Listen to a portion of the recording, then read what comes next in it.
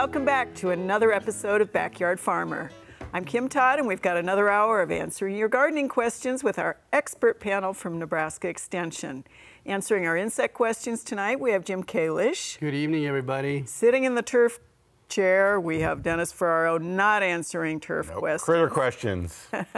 We have Lauren Giesler, Rots and Spots. Always good to be here, and it is so good that Dennis did not bring a snake. How do you know? Yeah. And Sarah is going to answer all of our horticulture questions. Hi, everybody. You know, our volunteer phone panel is also standing by to take your calls. If you've got gardening questions, just give us a call at 402-472-1212 if you live in Lincoln.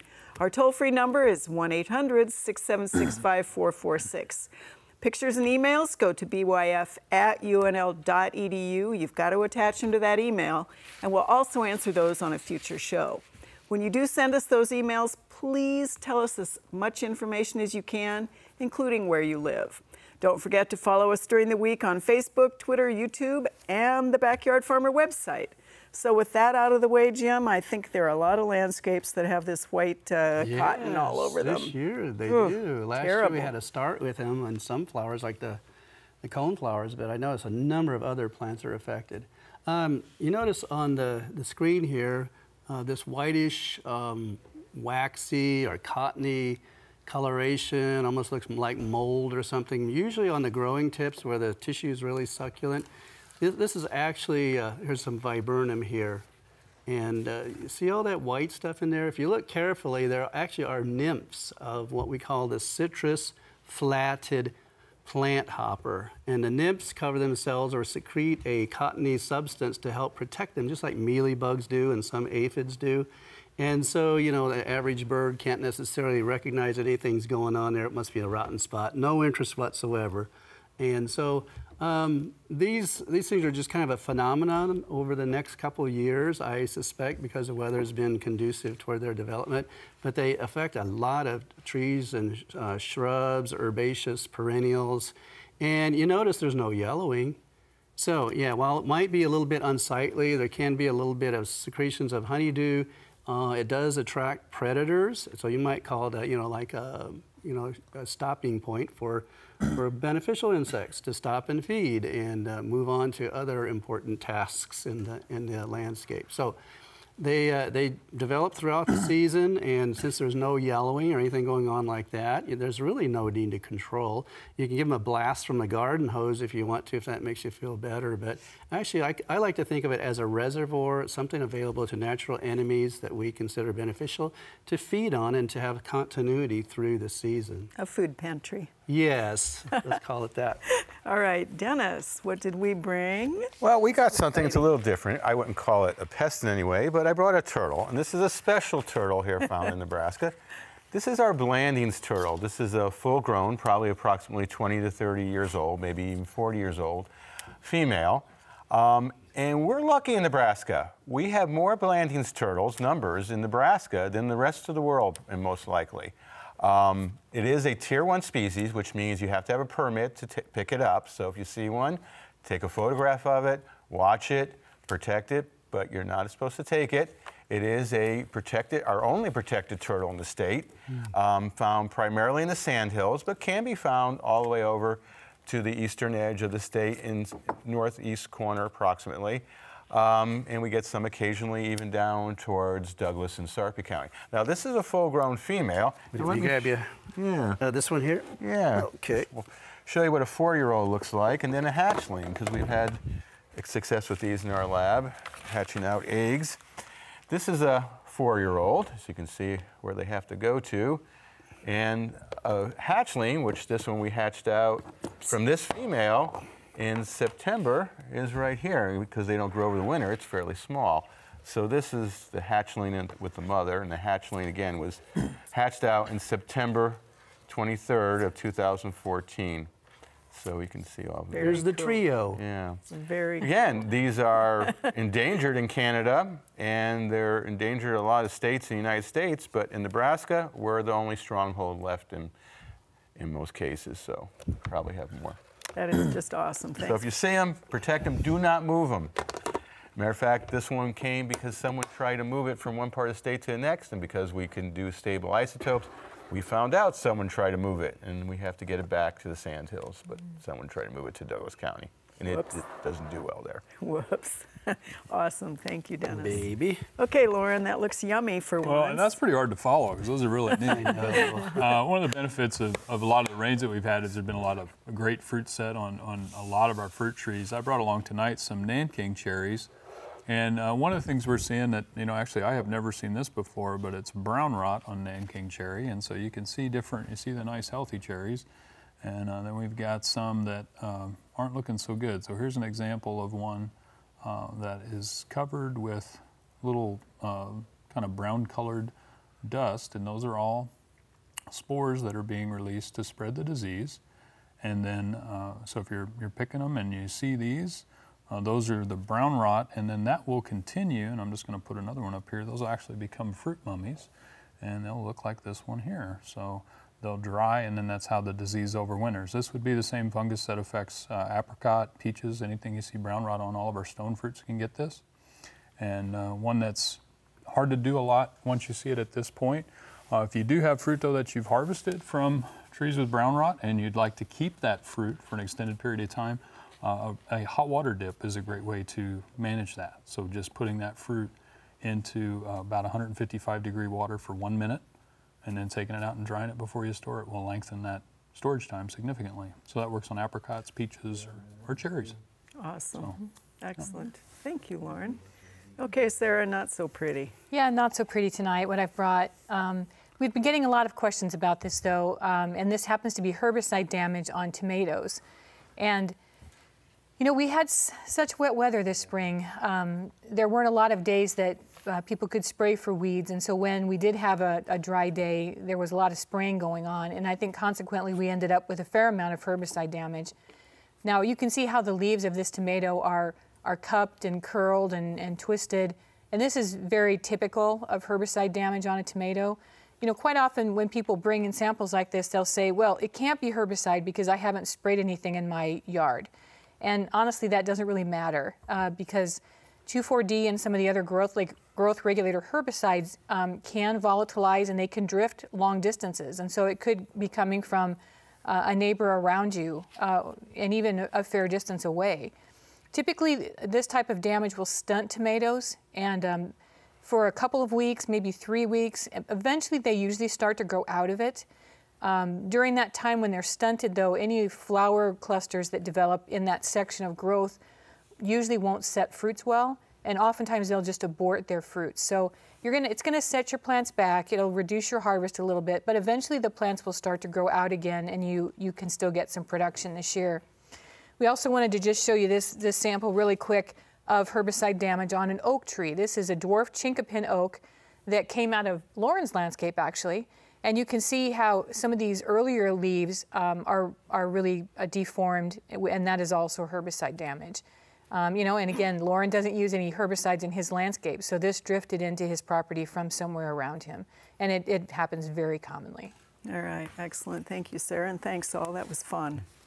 Okay, Jim, you get the very first picture question. This is a St. Paul viewer. She has these insects on her green bean flowers, and she wonders if they're pests, and she says there are lots of them. She's never had them before. And where did you say the location was? St. Paul. Okay, St. Paul. Okay, so that's semi-sandy soils or whatever. Yep. I think that's probably what we call the sand chafer. It's closely related to the Japanese beetle. It's a day-active beetle, and it loves the color white and yellow, just like Japanese beetle seems to. Roses and the like, and feeds on it, on the flowers. And so it can be detrimental in that way. They kind of come in waves in late June through early July, and then they'll start to disappear. If that's not a sand chafer, one that comes very close to it also would be the rose chafer. And it's a little bit more elongated, but the same habit. During the daytime, they attack a number of leaves on plants and flowers.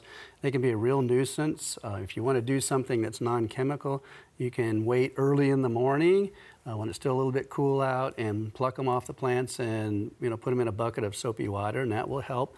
But unfortunately, sometimes there's big inundations of these things. They can be so numerous, they can be a problem at least for a brief period of time. If you have to, cover something that you value with a cloth perhaps, but kind of a reality, with that part of north central Nebraska and everything like that tends to have those two species that are pests. All right, thank you, Jim. All right, Dennis, this is a scat question. Okay. And it is a Lincoln viewer, and they've been finding this around the yard. She wants to know which critter is leaving the gift and what she can do to discourage its presence. Well, the gift is from an opossum, it looks like, most likely, by the color, shape, and the fact the opossum's been eating some seed material, which is very common, a small seed plant. With opossums, there are no repellents that work well, and there are no toxicants legally available. So with opossums, we do have a great guide that shows you how to box or live trap them. Opossums are usually nomadic. You only get one or two, or a mother with the family. And they like to eat garbage or anything. So almost anything you put into a cage overnight, you'll probably catch them and be able to take them off your property. All right, thank you, Dennis. Okay, Lauren, speaking of tomatoes, our very first question is about a tomato that looks like this, and the viewer says it is the variety called Champion. Okay. And if we look, there's a couple more. This is one of our common tomato leaf spots, I believe. It looks like it's on the lower portion of the plant. And with that, probably early blight is the guess on this one. It's hard to tell when you're looking at a picture like this with some of our leaf spots. It could be our septoria leaf blotch that we see as well. Recommendation on it would be to make sure you're mulching at the base. I couldn't really tell, and it looks like there may be some bare soil underneath there, so put some, if you can, some straw or some sort of mulch underneath there. That keeps that soil from splashing up. That's also going to protect your fruit as well. Avoid any overhead irrigation, and you may even do some canopy thinning and trellises to keep that air circulation in there, which won't favor the disease as much as well. There are fungicides you can use, but if it's a backyard garden, I'd really encourage just some cultural management and see how far you get with that. All right, thank you, Lauren. Sarah, we had a couple of viewers send pictures this week of essentially the same plant, northeast Nebraska and eastern Nebraska, and they want to know what it is, and they want to know whether they can eat it safely, I should say. Yeah, yeah. This is honeysuckle, Tartarian honeysuckle, most likely, and no, unfortunately, they're not edible by people. Birds love them though, but this isn't one that you can harvest and eat. All right, good, just enjoy it. Mm-hmm. Well, the new Nebraska building at the State Fair will be home to a number of great learning experiences. Recently, a center pivot was installed on the grounds to help promote what Nebraskans do best, growing food for a hungry planet.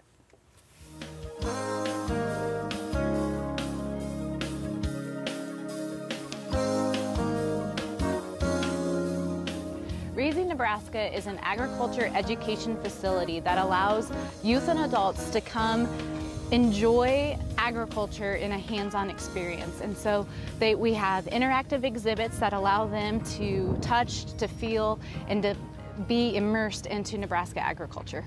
When people come to the fair, they are going to be able to see what Nebraska does best, which is Nebraska agriculture. The state of Nebraska is outlined, and they are going to be able to see the crops that Nebraska raise in the appropriate place of where they are grown. And so we're able to allow the public, the fairgoers, to experience agriculture up close, being able to see what those plants look like right next to them versus driving down on the road. What we're doing is we're putting this system out here to put water on the crops for the state fair. It's basically to scale, to show how a system works out in the field, so the people that aren't familiar with irrigation can see it at the state fair as we demonstrate watering. We have a team from Reinke Technical Support here to put up this system. What we're going to do is build the pivot center first. That's where the water enters the pivot, and then we'll build the span, and we'll tower it, and we'll hook it all together. Under the pivot, it's going to be corn, soybeans, and wheat, typically irrigated crops. On the western end of the state is going to have dry land crops that aren't typically irrigated. Well, Reinke is proud to be the irrigation sponsor of Raising Nebraska, and proud to be part of this exhibit and part of this learning experience. everyone at Reinke feels is very important for the people in Nebraska and everyone from across the country to understand how important agriculture is to our state, to our country, and to the economy of this state, more importantly. So Reinke, as the irrigation sponsor, has put up 2 pivots here at the Raising Nebraska exhibit. The exterior pivot's actually going to be an active pivot that's going to have water running through it, and it's going to have the ability to irrigate the crops that are planted underneath it. So the pivot being installed on the Raising Nebraska outdoor project is to scale. So it's not your typical pivot. It's a 1-tower pivot, about 42 foot long with a 13-foot in-boom. And being active, we're hoping that we can irrigate the crops underneath at specific times so the public can come out and take a look at a pivot working as it would in the field. You can see this pivot in action at this year's State Fair. Also, don't forget that we, the Backyard Farmers, will be taping a special program there on September 2nd. So really looking forward to that this year. It's a lot of fun. Okay, Jim, you get the next picture question.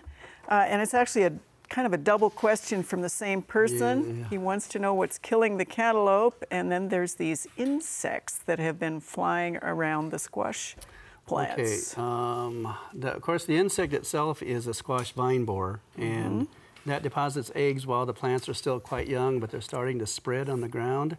And that includes the larger squashes, you might say like pumpkins and zucchinis, maybe large gourds. I'm not so sure about cucumbers. So squash vine borer, a separate issue from that cucumber that was grown and it looks like it's all withered up. So maybe that's Lauren's department there.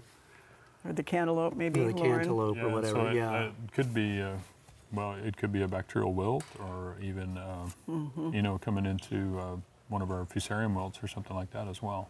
So it's always great when viewers send us pictures of things and we can say, you know, they really aren't related. Absolutely. Or they are, one way or the other. Yeah. Might be nice to take that into a diagnostic center in get it North confirmed. Platte. Either way, I would sure Rogan material out. So depending on what it is, that you could save it from spreading if you have other plants. Excellent. Thank you, guys. All right, Dennis, this is a bird question. Okay.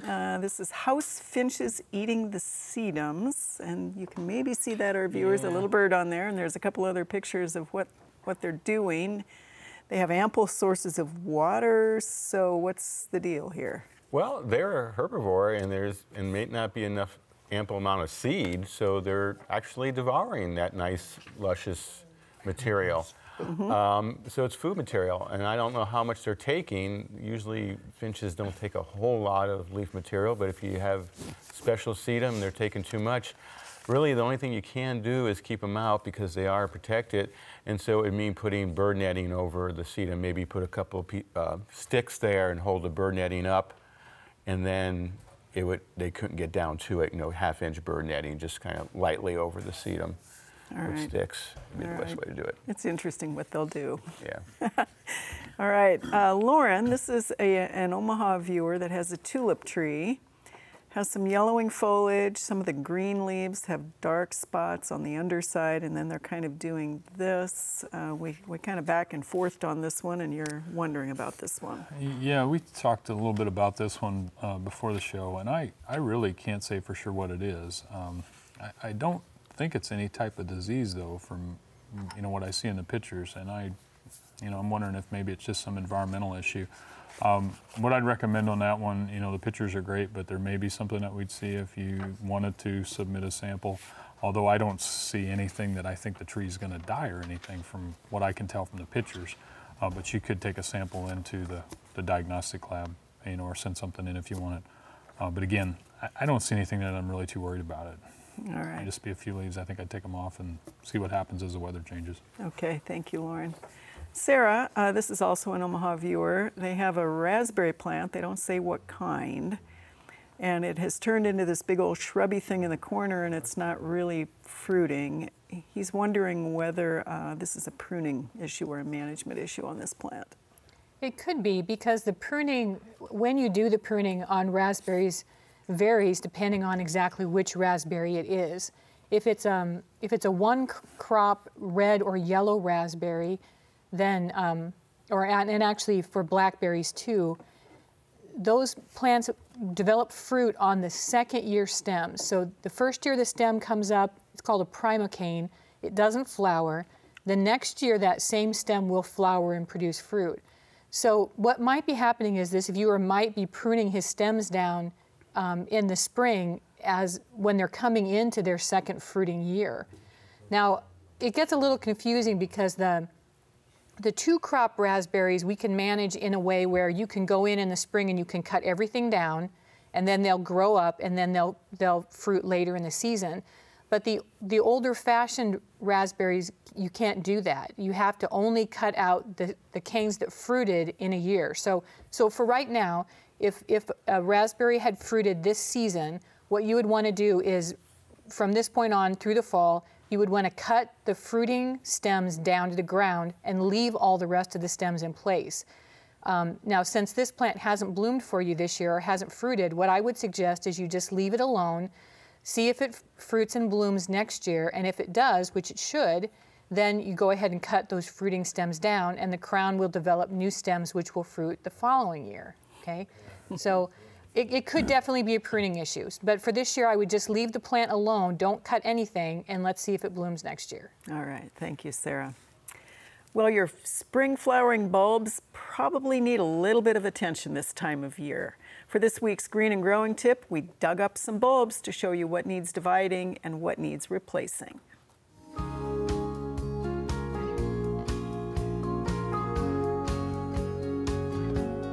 Hopefully you marked all the bulbs in your gardens if you're intending to do some work with them this fall, and that does include digging them up and dividing them if necessary.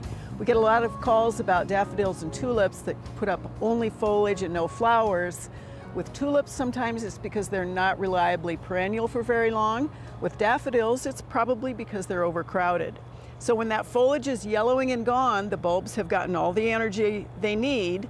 You'll see with the daffodils here, when I dug these up, I have a couple that are beautiful. This is a double nose, so that's a really strong one for flowering. We also have a lot of them that are really tiny. So here's a tiny double nose and some tiny little ones. That means these need to be divided. It's also a good time to pull out the ones that are rotten. With tulips, what you'll see is the little offsets. This is a small bulb. We have a couple over here that are also kind of rotten, and a great big beautiful one. And one of the reasons to mark your bulbs is so that you don't slice through them, because this is now a former tulip. If your bulbs aren't performing like they have in recent years, it's probably time to get that spade out and divide them. Take your time, dig carefully so you can take your extras and give your beds new life and color. You can do what Lauren and I do, which is just start over. It's kind of a lot easier, especially if you forgot to mark them. All right. So much time in the day.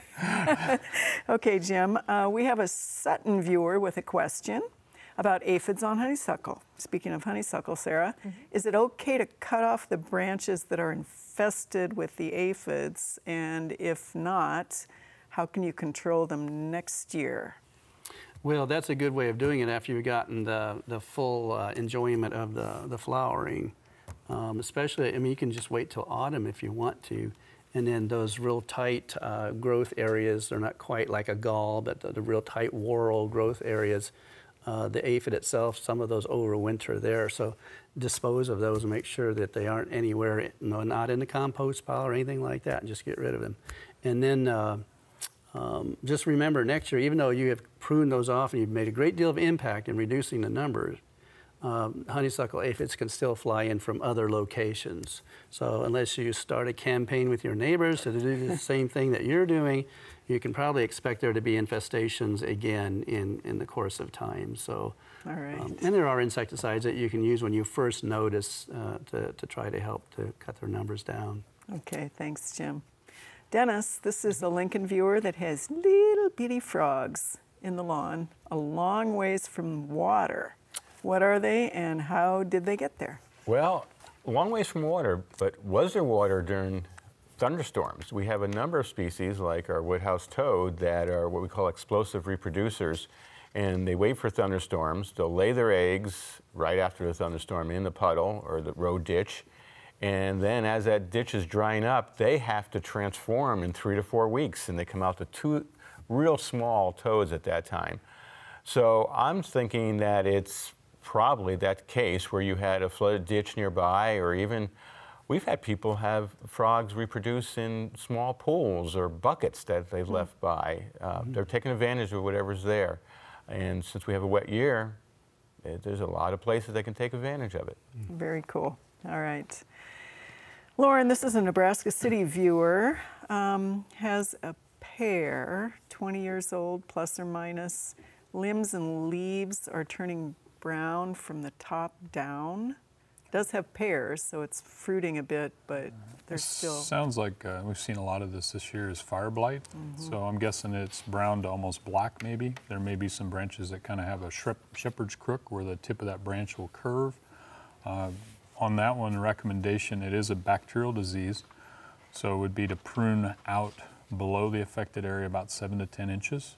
And that would remove that inoculum from spreading on the tree. There are bactericides you can use, but in general, if you use good sanitation measures, I think you'll be able to control it. All right, thank you, Lauren. Sarah, this is a Kern viewer. Has a question about garlic, which is when is the time to dig it and how do you keep it? So garlic is usually planted in the fall, usually September. And it's usually ready to be harvested in late June or July. So we're coming right up here on the time to do that. You should notice that some of the foliage is dying back, turning yellow, starting to turn brown. When most of the foliage, about 2/3 of the foliage has turned yellow, then your garlic is probably ready to harvest. The other way to check is just to pull a few cloves out of the ground. And what you're going to look for is the cloves have segmented so that they're easily divided, but they still have a nice papery wrapping around the clove. If you wait until that papery wrapping starts to break down, what you'll find is you'll harvest the cloves and then they'll just fall apart. And that reduces the storage time. So you do want to wait until they have segmented well, but they still have that good papery wrapping. So just go ahead and dig them or pull them, and then you're going to put them in kind of like on a screen in a good place with some good air circulation, and then they're going to need to dry until the necks have gotten thoroughly dried and papery, and then they're ready to go into storage. Excellent, thank you, Sarah. Well, our garden is finally starting to look like a garden. Thanks to the hard work of our master gardeners and some pretty good weather, we are in full flower. Before we go to break, let's take a minute to visit the Backyard Farmer Garden.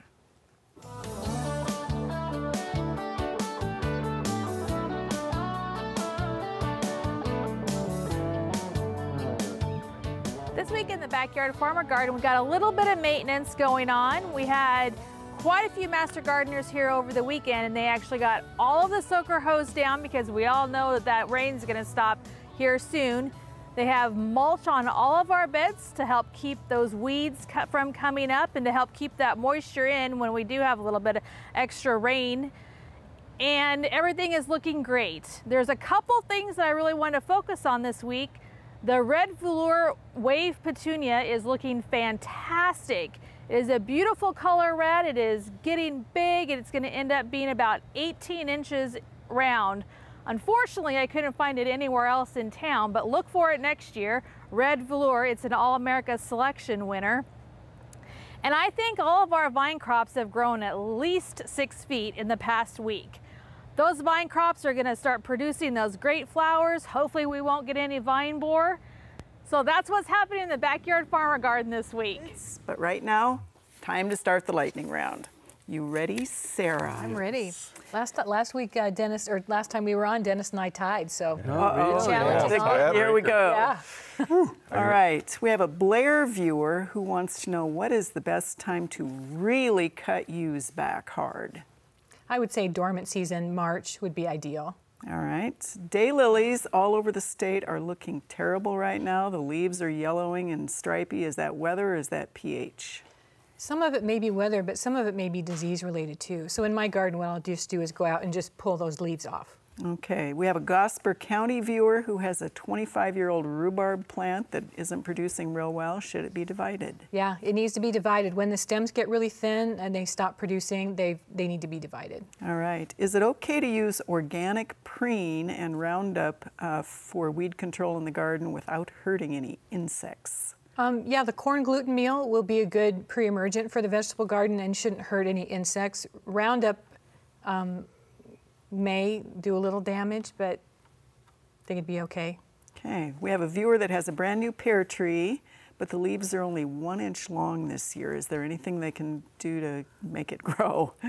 There could be a lot of reasons for that. I think probably stress. Stress on the tree can cause small leaves like that, but we would really need a lot more information to figure out what's going on. Excellent, nice job. You ready, Lauren? Ready like smoked pastrami tonight. Sounds good. Mm-hmm. All right, we have a viewer that wants to know whether they can eat the fruit off trees if the fruit has scab and lesions and things on it. Yes. Okay. Just, I mean, I'd cut it out, but if you like nasty stuff, you can eat it. Yeah. Okay. Just be careful. There are some that you can have fungal toxins, so if it gets real severe, don't eat that. That sounded like a no to me. All right, Yeah. Powdery mildew, will it disappear with the heat or the cool nights or both? The heat can slow it down, but the cool nights will probably speed it up. So I would recommend, this is not normal, but just an overhead sprinkler irrigation can help reduce powdery mildew. All right, we have a viewer that has rust spots with gold centers on his peonies. What is that? I'm going to say Cercospora, but I'm not sure. There's a botrytis blight also, so I'm going to go foliar fungal blight. Avoid overhead irrigation. All right, we have an Ord viewer who wonders whether the galls on his cedar trees will affect his ornamental pear because it has orange spots. Not typically pear, most of the time apple, but there are some that can cycle, but we don't see a lot of rust on pear typically. Excellent. Hey, Dennis, this is your chance. Okay. Go for salad. Don't make me make things up. Okay.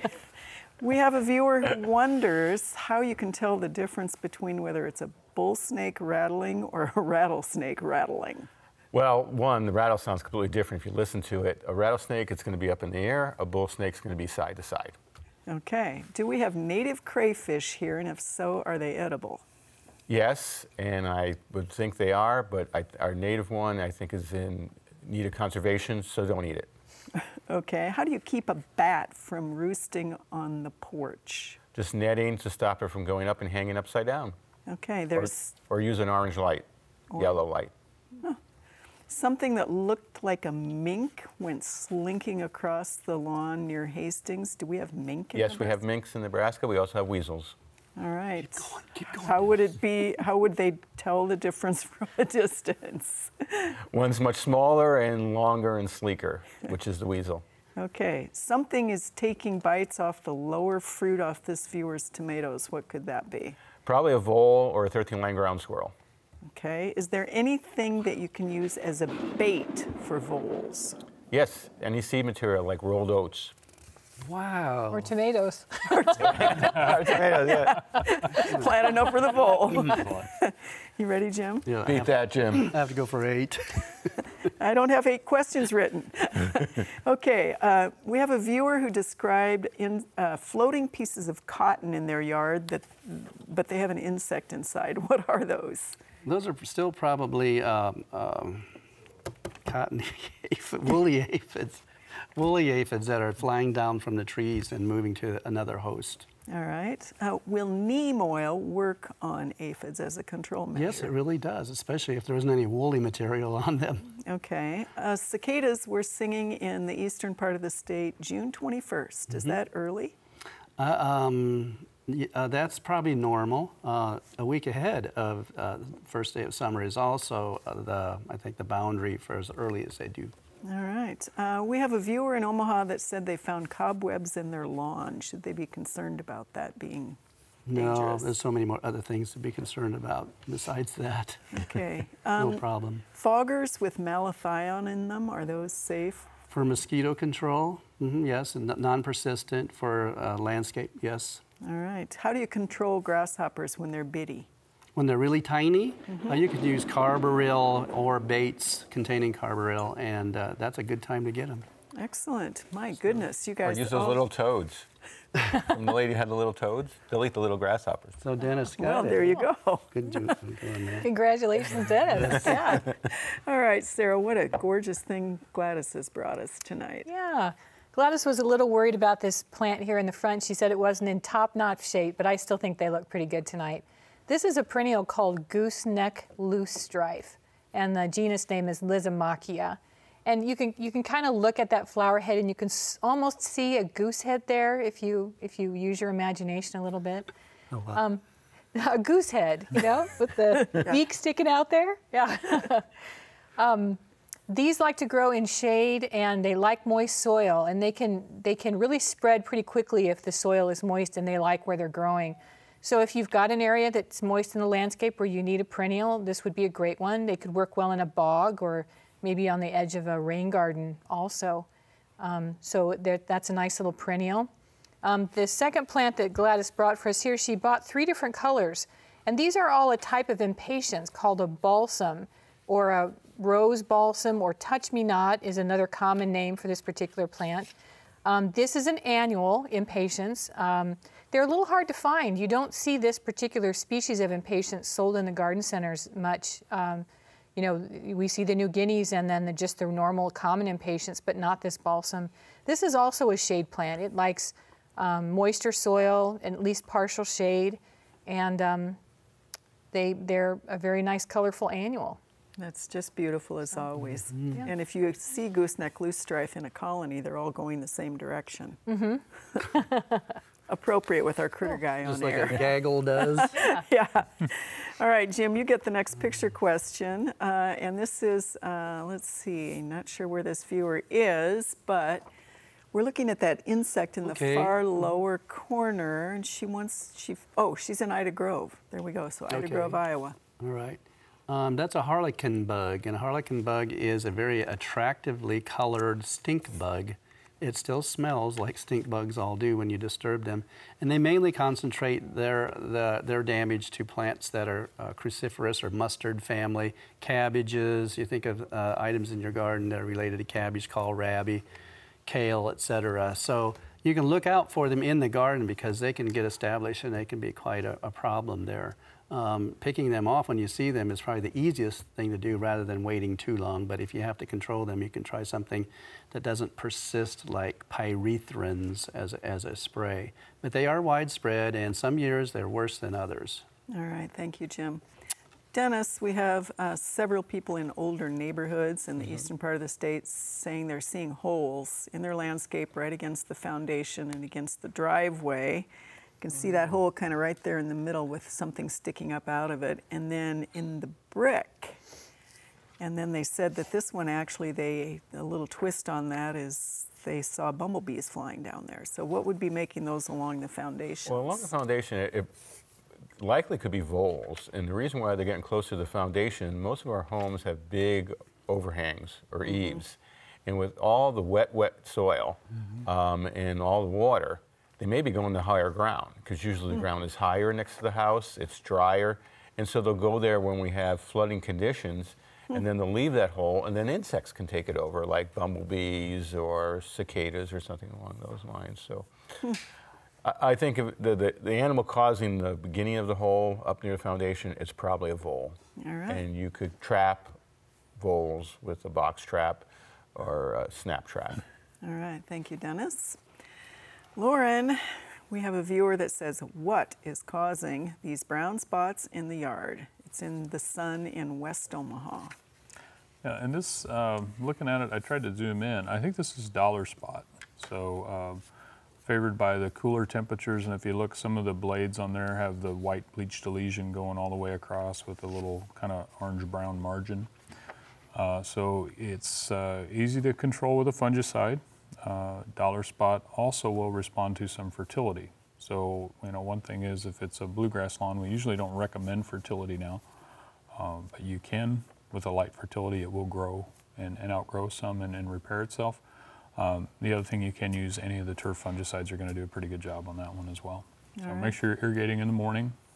If you are running your irrigation, you know, less frequent. When it's raining all the time, you can't do anything about that, but when we get drier, just water, you know, early in the morning, and that will help as well. All right, thank you, Lauren. Sarah, this is a viewer who has a question about a yew. She says it has begun looking like this over the past 2 or 3 years. question about what is going on with it. She has sprayed for insects and pests, but this is what we're seeing here. You know, it's a little hard to tell from the pictures what exactly is going wrong. I would look at just basic management practices, though. You know, how was this plant watered in the last several years? What is around the base of it? It looked like there was some kind of ground cover growing around the base. If that was turf and like ground ivy or something, you know, it would really be preferable if you had a wood chip mulch around the base. That can really improve root growth and overall vigor of the plant. So I guess I can't say for sure what's happened to this plant, but I would just, you know, rethink your management maybe a little bit and see if there's something there that's going wrong. All right, thank you, Sarah. Well, almost no plant is safe from some form of aphids. Most of the time they don't really do much damage, and they're a buffet for lady beetles. But in large numbers, they can really stunt and distort that growth. Here to tell us more is Extension entomologist Jonathan Larson.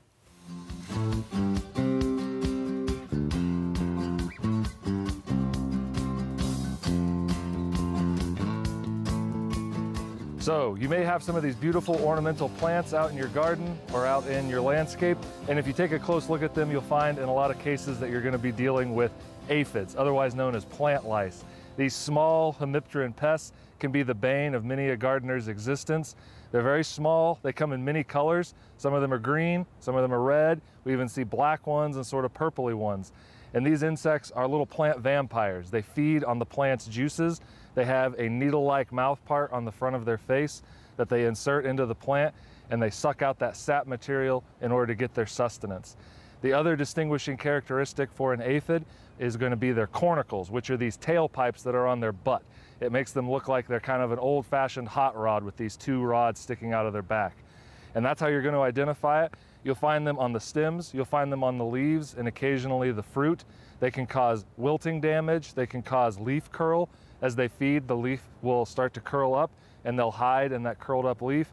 You may also start to see accumulation of what we call honeydew, since they feed on sugary material, and this will accumulate in these big puddles. It'll get all over the plant, it'll get all over your car if you're parked underneath it. It'll attract ants, yellow jackets, other wasps. It's a very big problem in terms of attracting black sooty mold. This is a fungal disease that'll build up on the plant and can actually kill parts of it if you're not careful. So the aphid causes all of these different issues.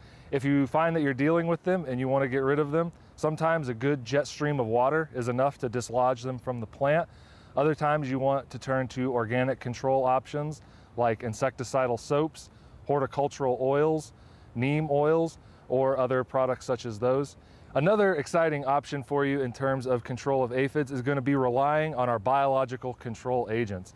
Tons of insects out in nature love to eat aphids. They're little sugary skittle treats for them. So things like ladybird beetles, lacewings, other insects of that predatory nature are going to find them and eat them. There's also parasitoids that'll attack them. So count on those allies out in nature as well.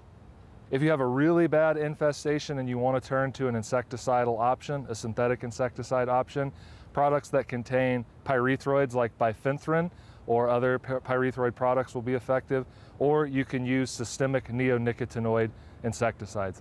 All of these will help to knock those aphids back and help to eliminate them from your garden. You can get a bit of control with those lady beetles because they love eating aphids. As Jonathan said, though, higher infestations might require a chemical approach. And of course, in the Backyard Farmer Garden, we let it be, so that we can see what happens. Okay, this is a viewer outside Blair, Jim, and they want to know if we know what this caterpillar is. So kind of a cool picture of a beastie there. That's a white-marked tussock caterpillar, and the white mark has nothing to do with the caterpillar. It's the moth that has the white marks on it. But it feeds on a wide variety of foliage of trees and shrubs and herbaceous plants, and it's actually quite cute. They like being on apple. That's where I first was introduced to them as a kid.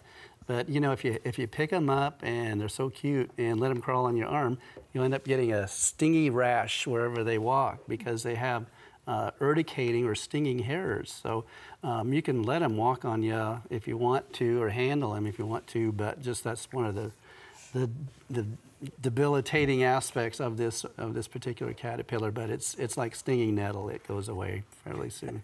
So anyway, white marked tussock caterpillar. Maybe there's probably about 2 or 3 generations per season. Excellent, very cute. All right, Dennis, Yep. this is a viewer who says, again, this is older, big old trees. They found all these pieces of stripped bark, especially off of honey locusts and oaks, and I think that's a quarter next to that piece of stripped bark, and there's some of that stripped bark. Yeah, they did send some in. It looks like this was stripped, and it still is a live tree. And this is squirrels. You can tell by the teeth mark, and these are actually the bottom teeth. They anchor with their top teeth, and they use the bottom teeth to push this off. And they're probably going after some tasty nutrition on the backside of this bark, more than moisture. Now, if it's a dead tree and big pieces are stripped out, which was one of the pictures I got, that's probably something like a raccoon or opossum going after grubs under it. But if it's a live tree and they're about this size, I would say squirrels, tree squirrels. All right, excellent. Thank you, Dennis. Okay, Lauren, you get this, but I think Sarah probably knows the answer, so you two can discuss. Heirloom Japanese climbing cucumbers that they've saved from seed. These guys have these little weird black bead things, and others on the vine do not have the black beady sorts of things. Yeah, and I'm going to turn this over to Sarah. The only thing that came to my mind was possibility of a virus, but if it's on the same plant and just a couple of them have it and the others don't, that would kind of go away from that idea. So. Yeah. No, I have seen this on cucumbers before, and it is a naturally occurring situation. I can't say for sure exactly what those are. My thinking is that there's some kind of sap that's coming out of the cucumber that forms these little beads, and they usually are clear or white, but then obviously these have aged and turned black. So what I would do is go ahead and let these cucumbers mature to normal size and then just brush these things off. I mean, they don't really affect the quality or the whether or not you can eat the cucumber. It's just kind of a oddity, but it's a natural part of the cucumber. All right, that's probably good to know, even though it looks weird. Yeah. All right, Sarah, we're going to stick with you, and Lauren might weigh in. Okay. And this is actually a viewer that has a Sargentina crabapple, which is the grafted form of the Sargent crab. 6 years old, the leaves are turning yellow, they're curling, saw red on the edges of the leaves, but this is the environment for that tree, so that's kind of why it's gone to you, Sarah, first. So the red on the edges of the leaves looks like just a leaf scorch to me, which indicates the plant's not moving water well, the roots aren't picking up the moisture that the plant needs.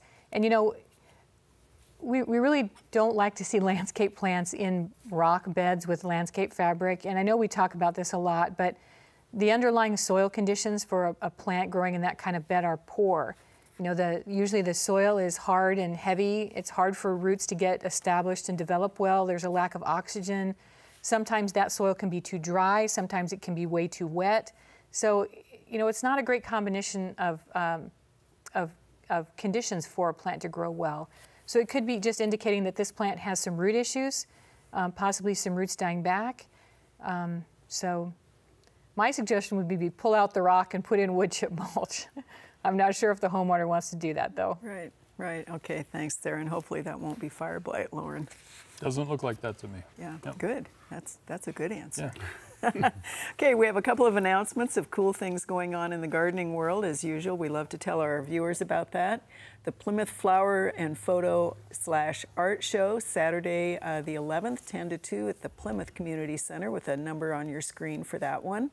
Our second announcement this evening is the Benson Garden Walk, excuse me, Saturday, July 18th, 10 to 4, and we have bensongardenwalk.com for more information, so that should be fun too.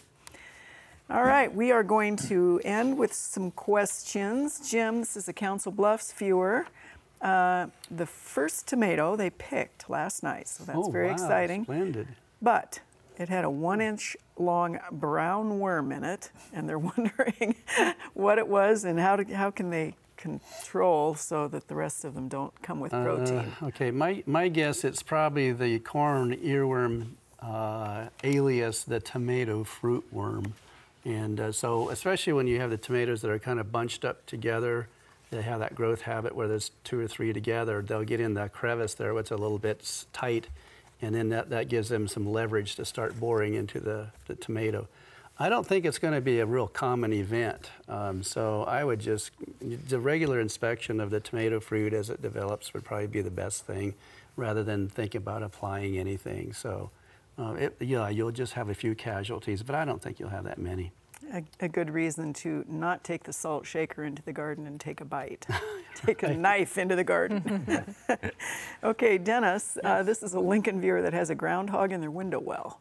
What should they do about it? Give them a ladder. Get them out of there. Must be a big window well. Well, the best thing is you're going to have to trap them and get them out. Do not go hand-to-hand combat because they can't bite quite hard. So either call a professional to get them out, or the Humane Society, or have a heart trap or box trap and get them out of there. If he's been in there for a while and it's a deep trap they stuck in, not his hole, he's probably been hazed enough. Once you get him out of there and send him out, he's going to book it and not come back. Okay, and certainly not fall in again. Right. If you put a branch down there, Dennis, could he crawl out on his own? A board, probably, a small branch. A thick board or something? Yeah, woodchucks or groundhogs aren't the best climbers. They're not like raccoons or opossums, but to get out of there, you can throw a board down there too, yeah. Okay, thanks. Lauren, we have a Springfield viewer that wants a follow-up on the brown rot on the cherries. What can you spray for it next year as a preventative is their question. You can, and if it's a serious problem, I would recommend going into a full fruit tree spray, so starting, when you're in flowering, and then follow that up and protecting that fruit. You're just going to want to be really careful once you get close to harvest that you're using, Captan is one that's common in the backyard garden arena. That you can have short intervals of time before you can harvest. So you got to be careful with your pre-harvest interval for your application timing so that you can still eat the fruit. But I would look up and really go, you may even want to, most of them incorporate insecticides as well. So I would start earlier and then protect that fruit through if you really want to do that. All right, thanks, Lauren. Let's see, Sarah, this is a Schubert, I think, Nebraska. As I'm reading here, 30-year-old spruce, too big for the area. Can the lower part be pruned? And if so, how? Well, the thing with spruces is you can only prune the branches back so far. If you go far enough back to the point where there's no green leaves or needles on the branches, then the tree won't be able to regrow from that. So if you have to go back that far, you just need to take the whole branch off. If you can go back to the point, though, where there are still green needles, and there'll still be some growing tips there where the plant can put out new growth the following year. So as long as you stay within those restrictions, you could prune those branches back. All right, thanks, Sarah. Jim, this is a Harlan, Iowa viewer that has lots of black ants in the lawn. She's wondering if they cause leaf drop on trumpet vine. Have you ever heard of ants causing leaf drop on trumpet vine? Well, if they're the larger black ants, I suppose, we have larger black ants are actually a field ant, but if they're actually tunneling in the root system, affecting the root system, then yeah, they can undermine that and cause some problems. If that's not the case, if they're far removed from the plant or whatever like that, it's probably something going on that's different. But the ants themselves, unless there's any real issues, they're not defensive really. Any issues, you might as well leave them there. They do have a beneficial impact on helping to control aphids and scale insects and the like. So just leave them there. They're field ants, I'm sure. All right, thank you, Jim. We have about 45 seconds, Dennis. Okay, I can do it. Maybe. This is a Benson viewer, and they want to know what's happened to the bats. Why are there not very many bats this year? Well, it's hard to tell. I know a lot of people, our mammalogists, looking into the white nose syndrome, and that's not it. But with all the moisture, it could be fungus. It could be a lot of more feral cats. You get less bats. You get less animals, so it's hard to say. I wouldn't say we have a big problem with bats yet that we know of.